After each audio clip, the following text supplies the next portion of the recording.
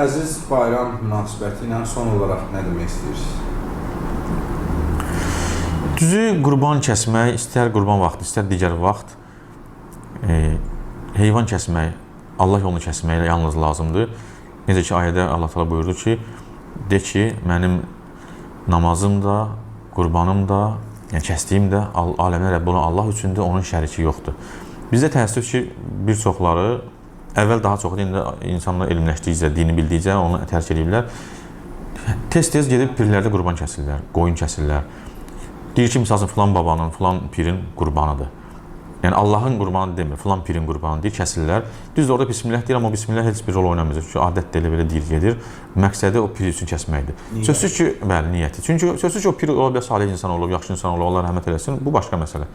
Amma qurban kəsmək, nəzir vermək, dua etmək yalnız Allah olmalıdır, yalnız Allah üçün olmalıdır. Yəni, kasıba sədəqə verəndə niyyət olmalıdır, Allah üçün verirəm. Filan pirin yolunda mən nəzir verirəm, sədəqə verirəm, o düzgün deyil, günahdır. Bunu demək istəyirəm xalqımıza ki, yalnız çünki İslam dinində ümumi olaraq ən böyük günah Allaha şərik qoşmaqdır. Bunu Allah Quran-Kərimdə buyurur ki, Allah Taala istədiyinə başqa günahlar bağışlayar, yalnız ona şərik qoşmağı bağışlamaz və Allahdan qeyrisinə dua etmək, kömək istəmək, dua edərək kömək istəmək Allahdan qeyrisindən, Allahdan qeyrisinə qurban kəsmək, nəzir vermək, bu Allaha şərik qoşmaqdır ki, Allah Taala onu insana bağışlamaz heç vaxt. Bir daha bayramınız mübarək. Allah bütün Allah yolunda kəsilən qurbanları, edilən duaları qəbul eləsin. Amin. Çox sağ olun, təşəkkür edirəm.